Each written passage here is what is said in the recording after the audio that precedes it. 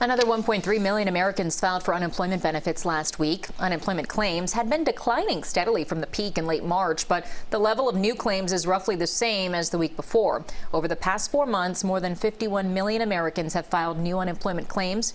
Here in Florida, according to the state Senate Democratic office, more than 1 million of those who filed for unemployment have yet to begin receiving benefits. And as part of the emergency relief package approved in March, Congress added an extra $600 to weekly unemployment benefits. But that is set to expire at the end of the month. CBS4's Jim DeFede joins us now. And Jim, this is one of the topics you discussed today with Florida Senator Marco Rubio. A lot of people really relying on this money. What did he say? No, it's critical, and the amount of time left before this benefit runs out is only a few days away. So as you can imagine, it was the first topic I brought up with him. Would you support extending the $600 payments? I don't know yet for a couple of reasons. On the one hand, obviously, the unemployment insurance will remain. What we're talking about is the additional $600 on top of it.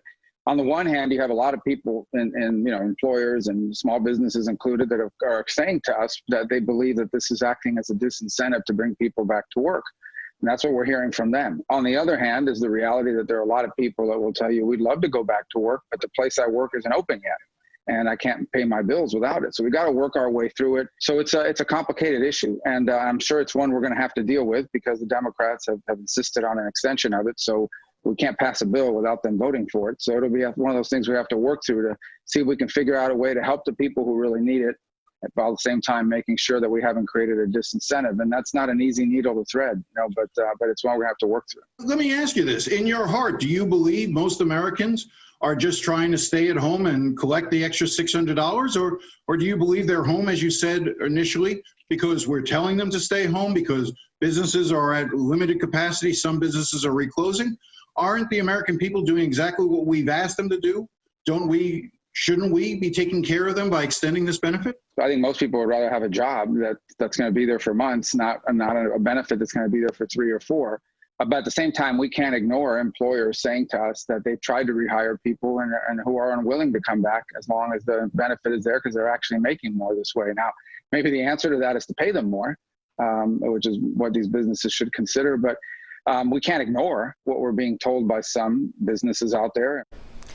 Jim, the senator, called the unemployment issue a complicated one. Schools in the fall also very complicated right now. I understand the two of you talked about that. Where does he stand on what school should look like moving forward for these kids?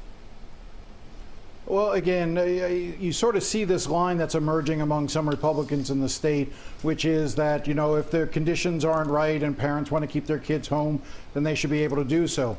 But, this is a real issue for Marco Rubio. He has school-age children. He has 3 school-age children himself. So one of the questions I did ask him was, what will he be doing with his children in Miami-Dade County coming up this fall? And he says his plan, personally, is to send them to school.